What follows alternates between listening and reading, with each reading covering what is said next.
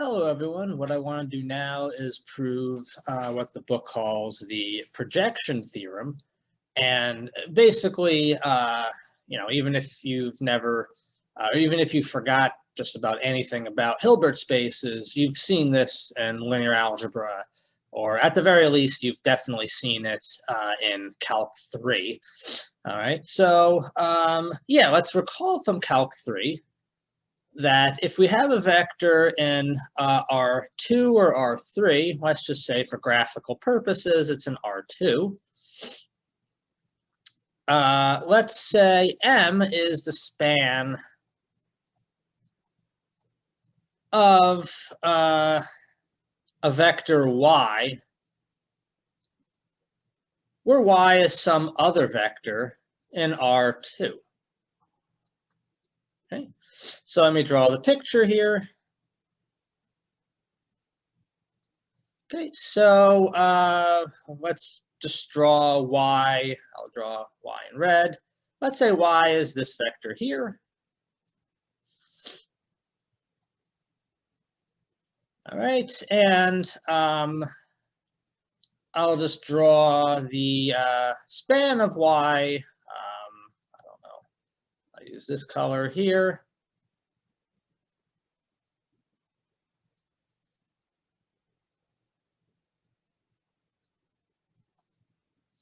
Okay, so this is M here. All right, let's say we have an X, let's say right here. Okay, so, right. So let's say Px is the projection of X onto Y.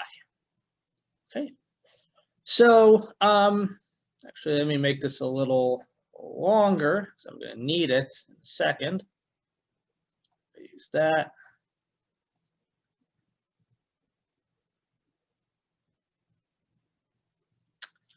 Okay, so remember, right, Y is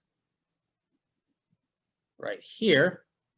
Okay, right, so what is the projection of X onto Y? Well, we basically just look at all the points in Y,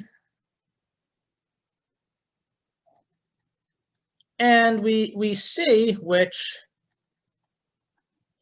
minimizes the distance between this X, this vector X, and really, I guess, looking at vectors in Y, same thing really as points. I don't really want to draw a whole bunch of vectors, but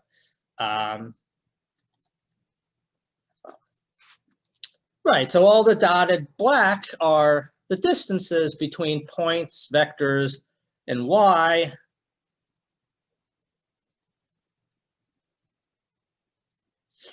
And my vector X. Okay, and we can see, well, what's the shortest distance here? The shortest distance is intuitively this one right here. It's corresponding to this point, which this vector here is perpendicular to M. Okay, so let me basically get rid of all these dots here.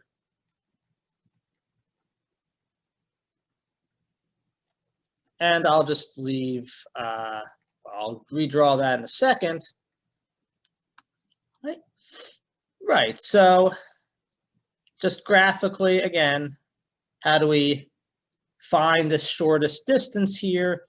Well, we just drop a perpendicular onto M. And then basically, we just form this vector right here. Right, so this is vector in M, or point, whatever, closest to X. Right, so that's exactly what I have right here, Px. Okay. And all right, so right. So let's also let QX be X minus this projection here. And of course, you know, in Calc 3, we call this a projection of X onto Y. You can think of this really as a projection of X onto M, because we really are projecting essentially X onto this subspace. Right? We don't want to just restrict ourselves to one-dimensional subspaces. So if you go back to Calc 3, you can draw QX. And if you draw it with the tail at the tip of PX, you're going to have, maybe I'll draw it a different color just because I don't want the overlapping arrows to look too funky. So I'll do it in blue. So this is QX. Right. So yeah, so this is QX. Okay. And if you look back at your formulas, you can check. Well, trivially, there's literally nothing to check. That X is of course, this is X minus PX. And I keep forgetting my arrows here, but there we go. Right, so X is PX plus QX with PX in M and QX in the orthogonal complement to M. I mean, that's pretty, that's pretty obvious. This blue vector here is perpendicular to any vector whatsoever in M. I mean, this blue vector just sits perpendicularly on M, essentially. So, but, formally, again, if you go back to the formula in Calc 3, you can check that QX is in the orthogonal complement of M. Okay, so this leads us to the following very important theorem. And I hope what I just wrote basically motivates how we prove this theorem and the meaning of this theorem. So the book calls this a projection theorem.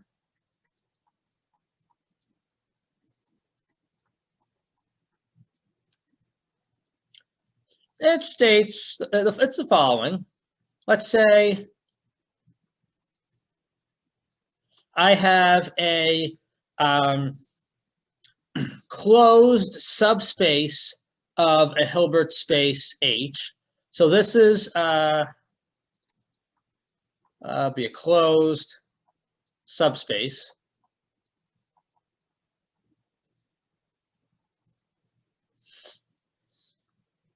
Okay, so I claim there exists unique maps. P takes H to M,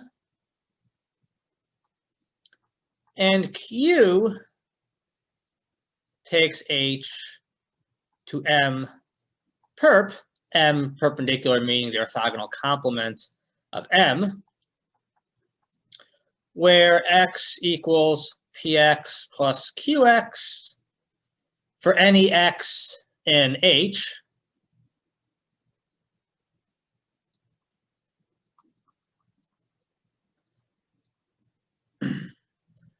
And furthermore, we have a laundry list of useful properties that I'll write down right now.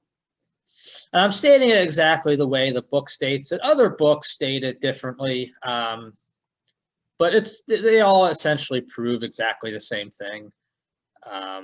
So x and m implies px equals x and qx equals 0. That's pretty intuitive here. Well, I mean, I guess just by definition here, if x is in M, then x is the closest vector in M to x, because the distance between x and x is 0.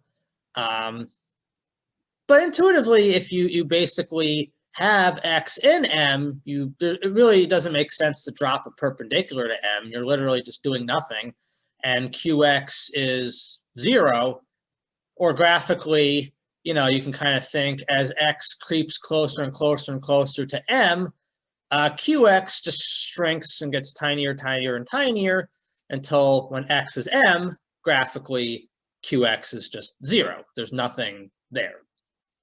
I don't want to draw anything, but you should be able to just look at what I had up and just make sense out of the graphical, basically what I said graphically.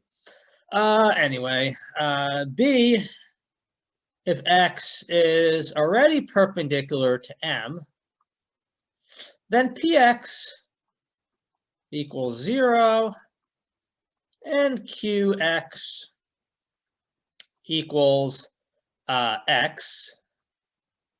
And again, that should graphically make sense. Because basically, yeah, let's say x is perpendicular.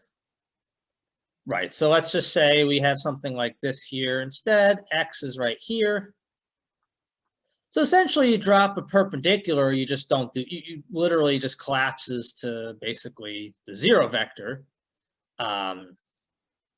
So in that sense, if qx is basic, sorry, if px is like dropping a perpendicular, then in some sense, it makes sense. You drop the perpendicular to get, essentially like a 0, you get px is basically 0. I mean, this might be less intuitive, but anyway.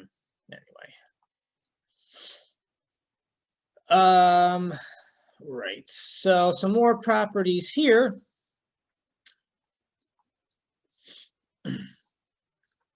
Px is the closest vector in M to X. All right. Yeah, interestingly enough, in this proof here, we're going to basically define Px to be the closest vector in M to X. The nearest point property that we had last time, or nearest point theorem, guarantees that we can do that. I'll be more precise in a bit. Something that requires proof, but it's true, is that Qx is the closest vector in M perp to X. All right. E, this is basically trivial. This is just Pythagorean's theorem. Assuming we can prove that Px and Qx are perpendicular, and Px plus Qx equals X, and all norms from now on are the Hilbert space norm, inner product XX raised to the 1/2. And last but not least, P and Q are nice and linear. Okay, so let's begin with the proof of just how to define this. Well, as I said, we're going to define Px to be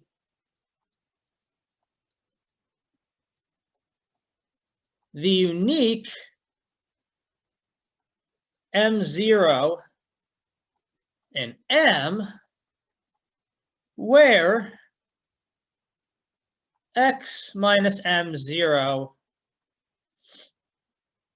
minimizes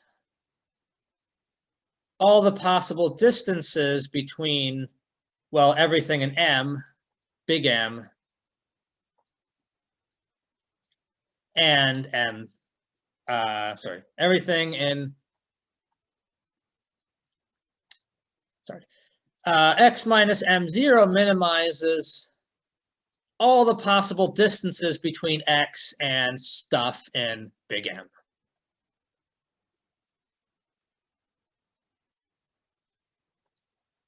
Right.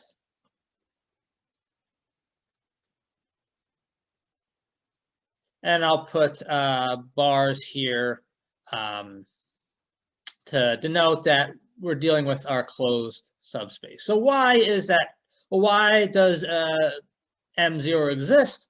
We proved that last time. We proved that you can always pick such an M0 given any x in your Hilbert space as long as we're dealing with a closed and convex subset. Well, M is a subspace. So by definition of a subspace, a linear subspace, it's most certainly convex. Any linear combination of elements in M is an M. So certainly if you take t between 0 and 1, and let's say little m is in, or let's say little m and little n are in big N, then certainly t times m plus 1 minus t n is going to be in big M. So M is trivially convex if it's a subspace. Okay. And yeah, just in case you do have interest in data science, what you would do in data science is you would say, or rather,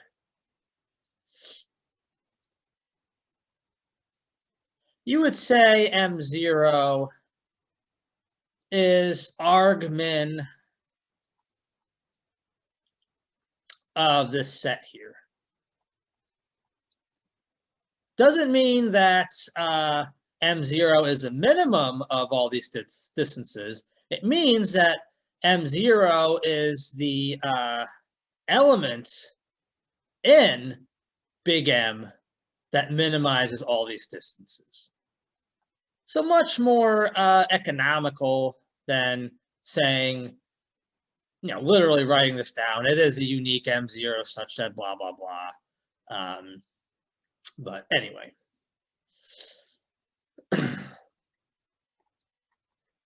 So we immediately get that C is true. Px, by definition, is the closest vector in M to x. That's exactly how we're defining it. It's the minimum of all these distances. So yeah, there's nothing to prove for C. Now, A, there's really not much to prove.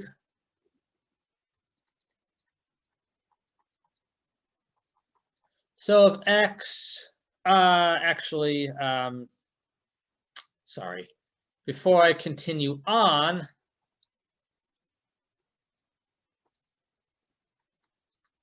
well, we got to define q of x, and we do that exactly in the same way we did, and we do in Calc 3. It's just x minus px.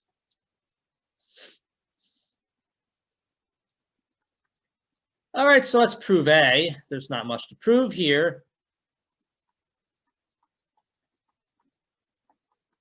So if x is itself an M, then again, what minimizes all these distances between x and stuff in M? Well, x minimizes that if x is an M. The distance between x and x is 0. You can't get, you know, smaller than a 0 distance.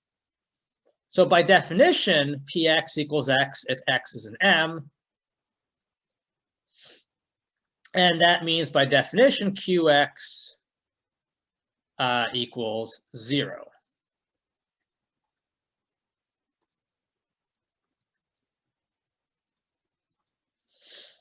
And that means that, what is true? That means A is true. That's exactly what A is saying. X and M implies Px equals X and Qx equals 0.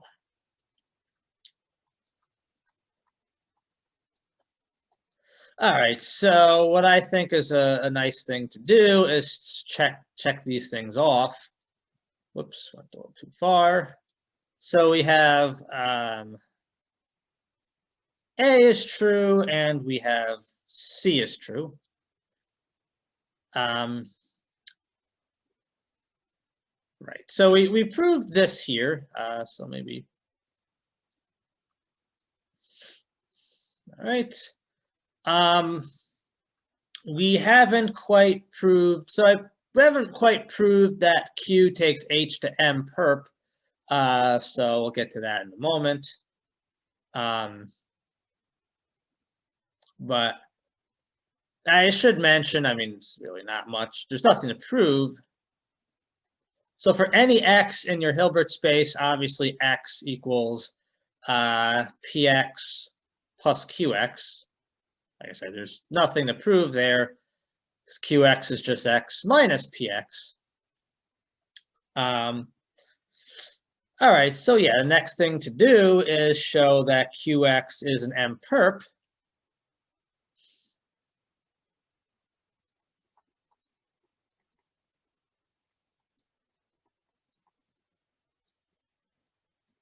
All right, so how do we do that?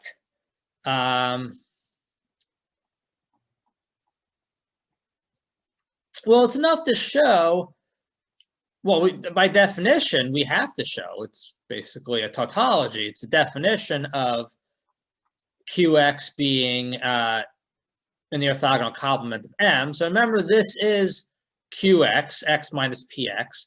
So we need to show that for any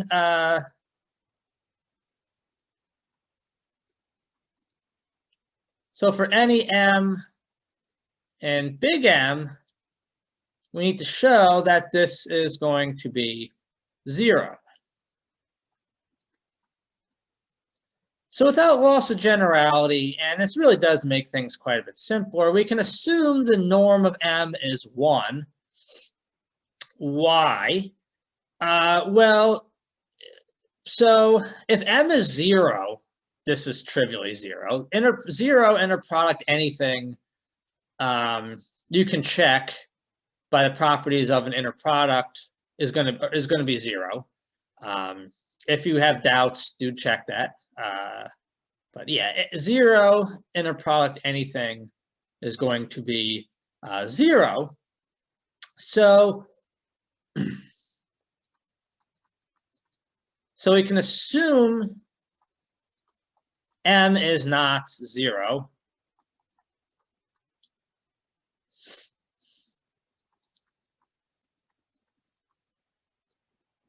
So this here equals 0 if and only if, well, this here by properties of inner products is 0.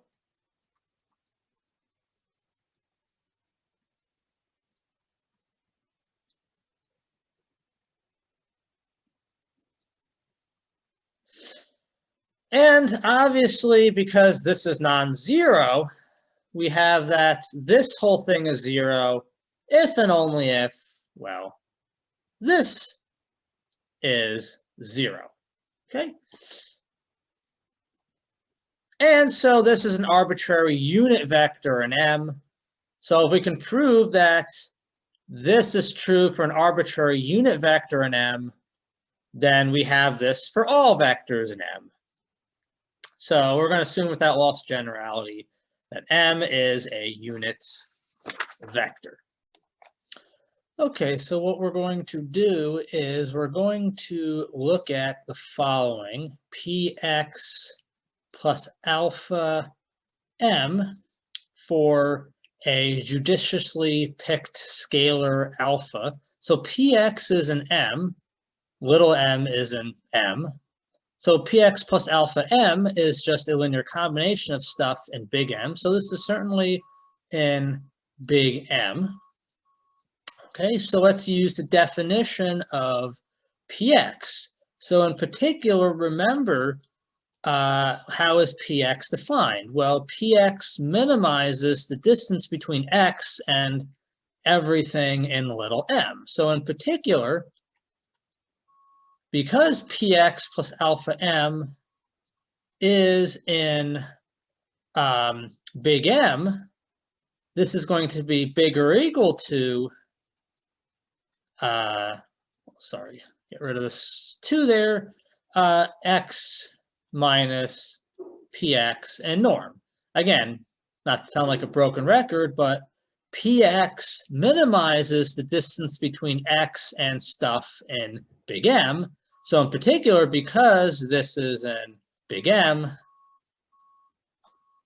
the distance between x and this element in big M is bigger or equal to the distance between x minus px. So let's make this a little simpler by, well, first of all, I want to square both sides because I want to expand this norm in terms of inner products in a second.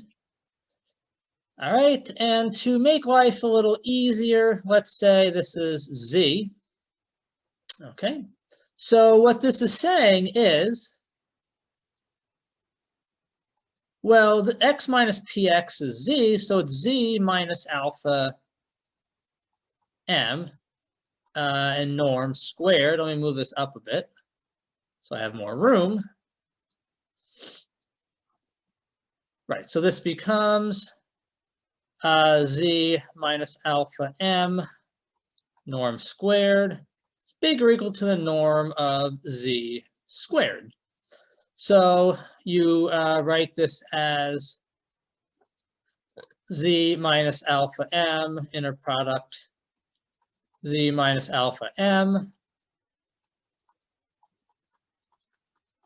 Expand this inner product, you're going to get the norm of z squared minus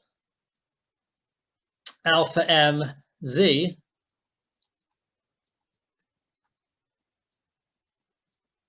minus z alpha m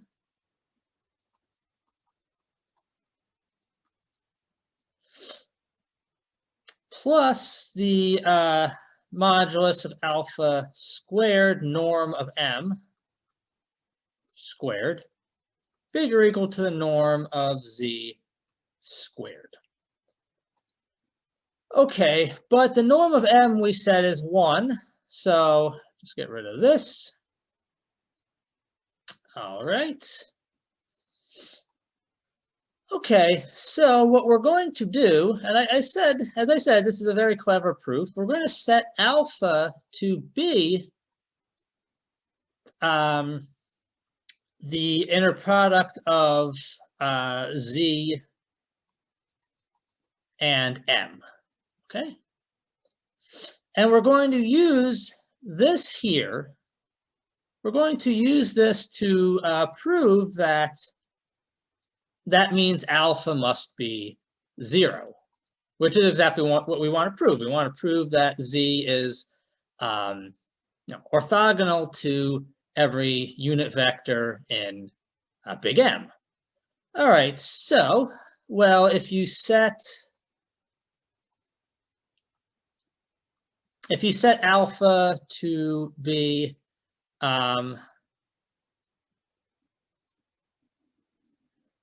z inner product m here and here,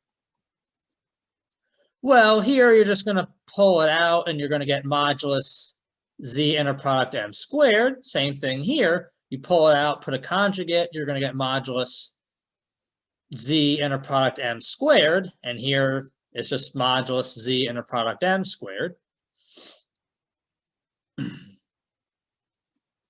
Right, so, yeah, sorry. So, as I said, but didn't write, we set alpha to be this here.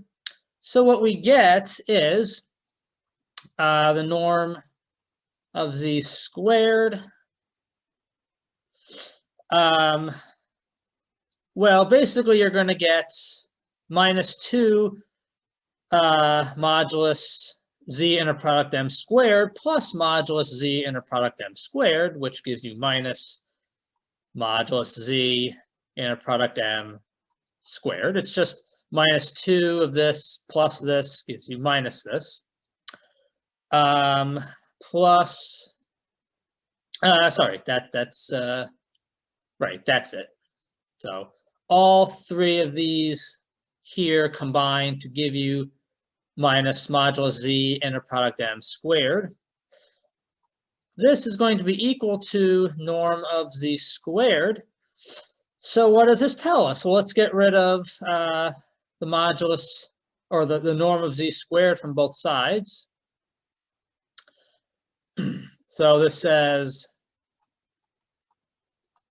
modulus z inner product m squared is minus that is bigger or equal to 0.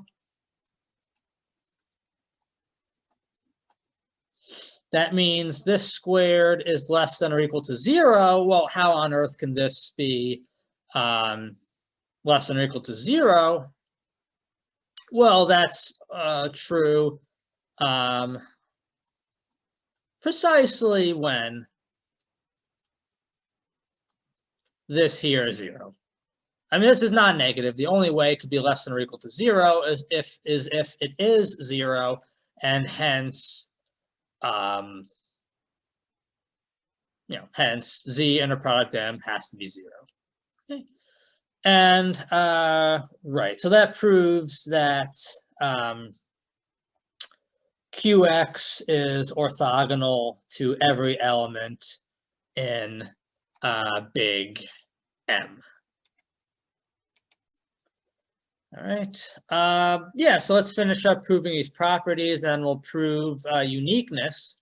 I didn't write uniqueness, but I'm pretty sure I said it. If I didn't, then these maps P and Q are unique.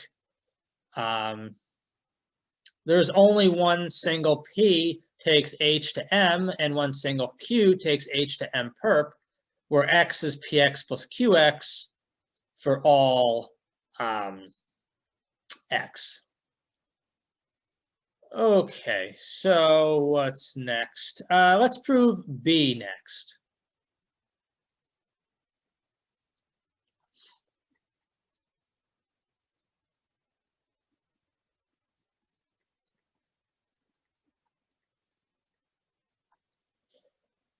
Okay, so for B,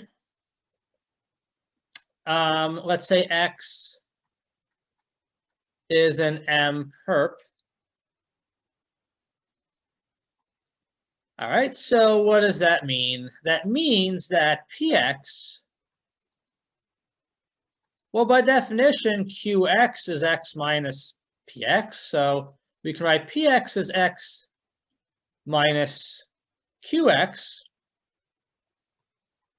Okay. Well, this is an M perp. We're assuming that. So remember what B is. Go back to what B is. We want to prove that X is an M perp implies PX equals 0 and QX equals X. Exactly what we want to prove. Okay. Well, we just proved in general, no matter what, that QX is an M perp. Okay. By definition, so M perp is always a subspace, no matter what M is, as long as it's a subset of my Hilbert space, or my inner product space. But PX is itself, by definition, an M.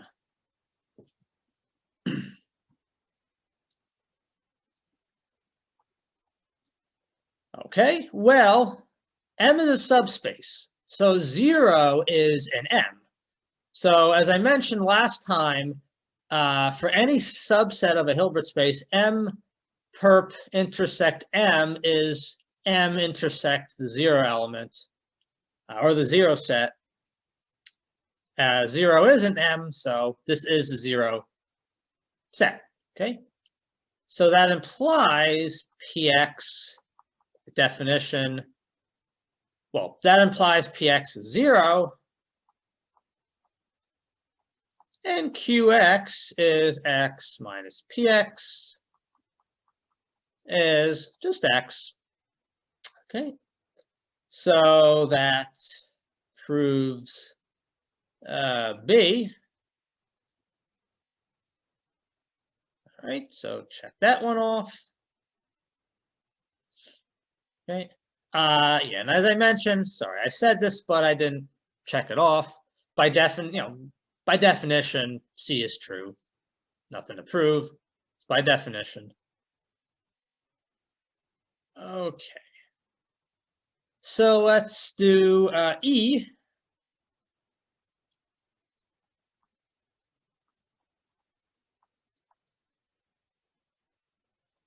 And like I said, E, there's really nothing to do, very little. So this is going to be Px plus Qx. Well, this is an M. This is an M perp. So Px and Qx are perpendicular. Hence, Pythagorean's theorem holds.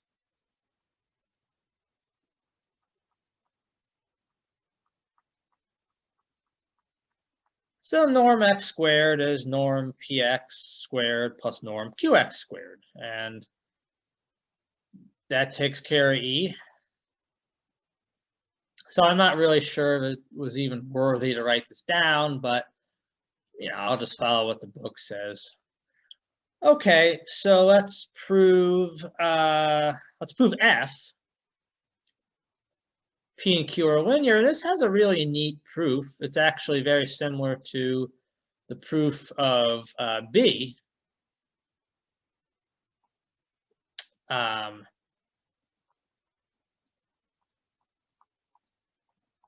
So just looking at it, there's really no reason why these maps should be linear.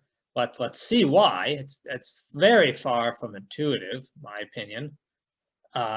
Maybe graphically you can argue in 2 dimensions it should be linear, but maybe.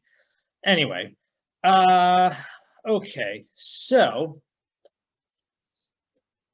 right, so let's say we have a linear combination of stuff in my Hilbert space. So let's say I have alpha and beta are scalars, x and y are in my Hilbert space. Not necessarily an M, not necessarily an M perp, it's just x and y are just arbitrary elements in my Hilbert space.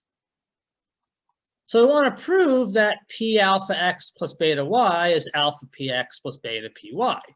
So how do I do that? Well, I can write this as P of alpha x plus beta y plus Q alpha x plus beta y. I can also write it in the following way. Well, x is px plus qx. Y is py plus qy. Okay, so in particular, what we really care about is that these two are equal. So what does this mean? This means that, let's see. Yeah, so this means that alpha px minus p of alpha x plus beta y. And I'm doing this a little bit, tiny bit differently than the book. I'm being a little more efficient than the book. I don't see a reason not to. But anyway, so let's, right, so I'm subtracting off P alpha x plus beta y, and I'm subtracting off, let's see, sorry about that. Whoops, yeah, sorry. Don't quite want that. So I want, basically, I want all P's on one side and all Q's on one side. All right, so let's keep the P's on the left-hand side. Alpha px plus beta py. So I'm going to subtract off the P here, P stuff here, alpha x plus beta y, and I got to be careful that I can fit this. All right, on the right-hand side, I just want Q's.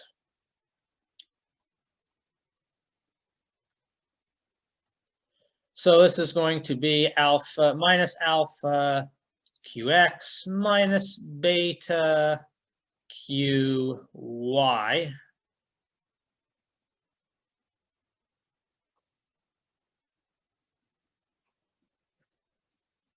Okay, and what's the point here? The point is very simple. This is an M perp. Q of anything is an M perp. Well, we have minus alpha something in M perp, minus beta something in M perp. M perp is a subspace. So it's a linear combination of stuff in M perp. So it's an M perp. Here I have a linear combination of stuff in M. So this is an M. Okay.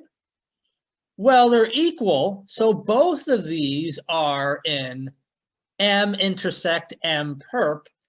And the only way that could possibly be true is if both of these are 0. Okay. That implies, well, in particular, this is 0 here.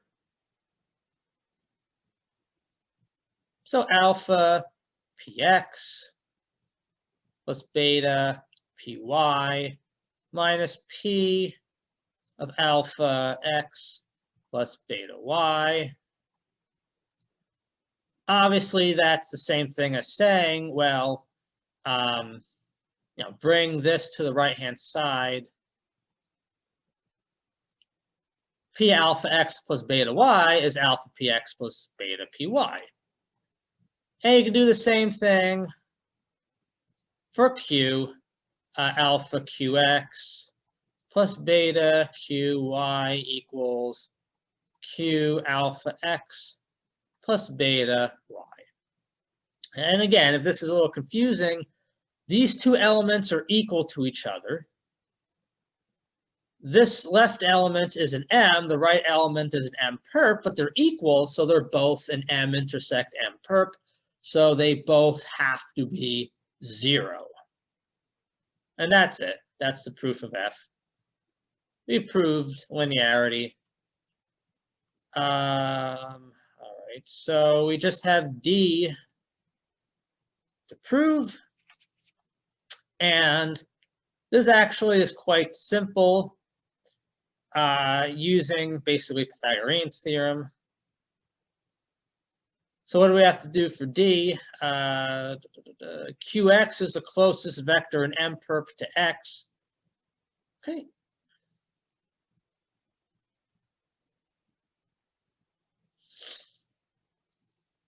All right, so proof of D. Okay. Well, let's just do the obvious. Let's just pick x in my Hilbert space and pick y in M perp. Let's look at this distance here. And let's see how we can minimize this distance here. Let's look at the distance squared. Just like with least squares, it's just easier to minimize the distance squared. So remember, we want to minimize the distance between x and stuff in M perp. So what do? We write x as px plus qx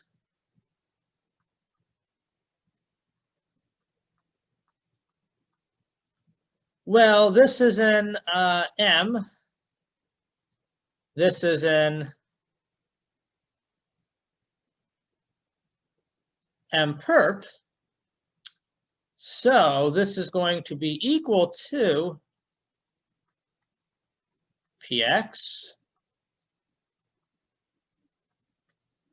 squared norm plus qx minus y squared.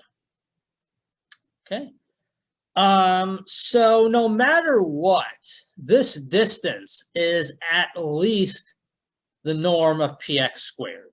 You can never, ever, ever get it to be smaller because this here, obviously, I mean, doesn't really need, kind of goes without say, this is bigger or equal to 0.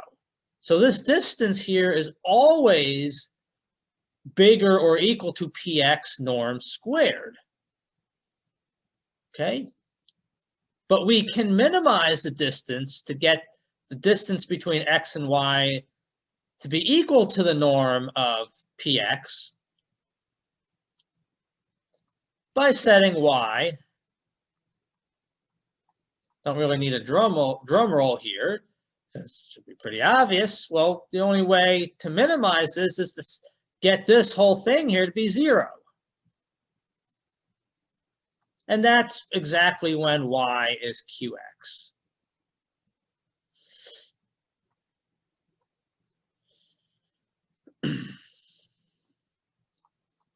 And just to, it's, you know, we don't, this is not part of the proof. We just finished the proof, but to make this a little maybe clearer,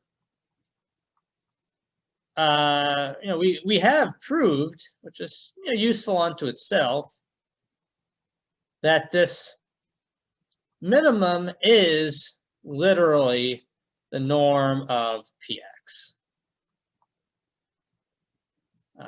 Maybe just move this over here. Okay. Right. So that proves it.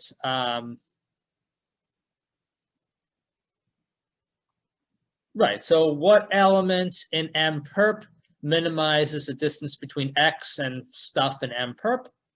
That element is qx. That's exactly what D is. Okay. D was exactly this here. Qx is the closest element in M perp to x. Okay, so right, we've proven ED, C, BA, A, B, C, D, E, and F. So the only thing to prove is that this is unique. Like I said, there's not all that much to doing that.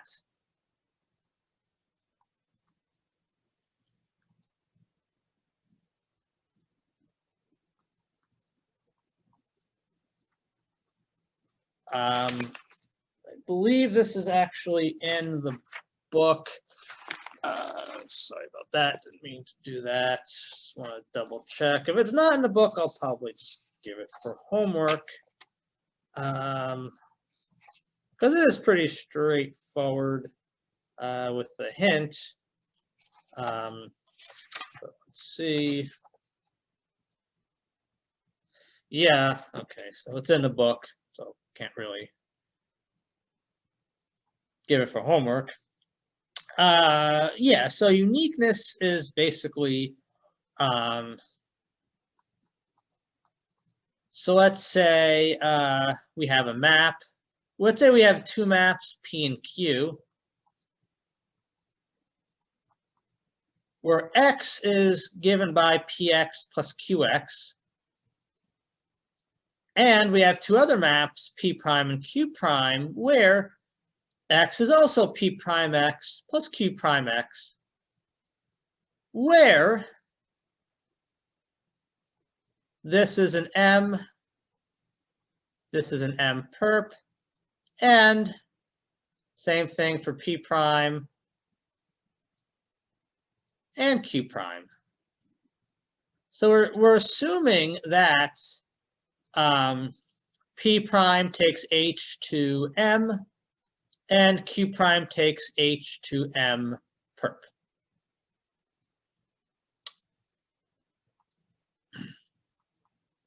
Okay, so forget about X for the time being. These two are going to be equal. So yeah, we don't even care about this here. This equals this. All right, so we do kind of the same game here that we did before. Don't even need linearity. Px minus P prime x equals Qx, Q prime x minus Qx. Well, again, this is an M. This is an M perp. So the only way that's true is if the left-hand side equals the right-hand side equals 0. So Px equals P prime x. And Q prime x equals Qx.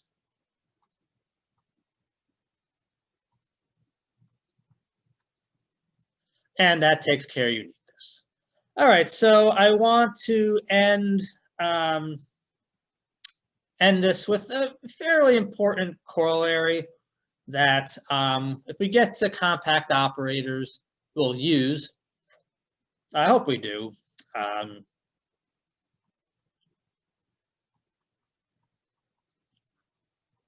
It's just it's a very important corollary. And it says the following: if I have a closed proper subspace, meaning it's not the whole Hilbert space,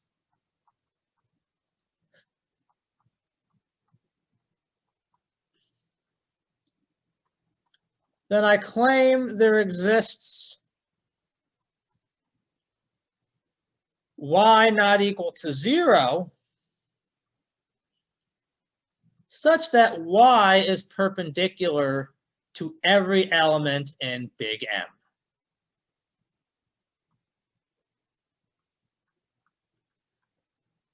Okay, so what's the proof? Let's say X is in H, but it is not in big M. Okay. Such an element X exists by definition. M is not all of H, we're assuming that.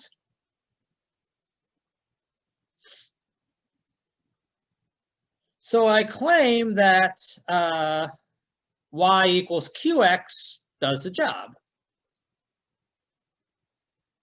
Or rather, maybe, yeah, this is what the book has. So y is an M perp. Same thing, y is perpendicular to M. Okay, yeah, so I claim y equals Qx does the job. Qx is an M perp. The only thing to prove is that Qx is not 0. Well, let's see what happens if Qx is 0. This implies that x equals Px plus Qx equals, well, if Qx is 0, x equals Px.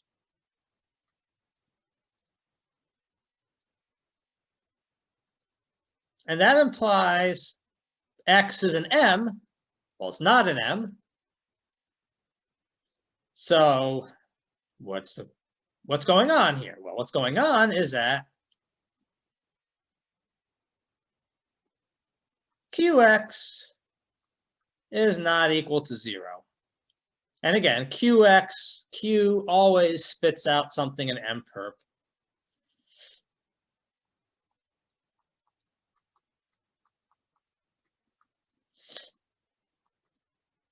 And so that takes care of it. All right.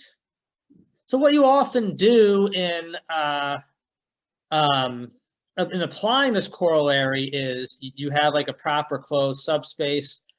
You pick such an M, and you basically, take the span of, well, I don't want to get into what exactly you do until we use it, but okay. Yeah, next we'll talk about linear functionals. I'll talk about reproducing kernel Hilbert spaces. And then I'll talk about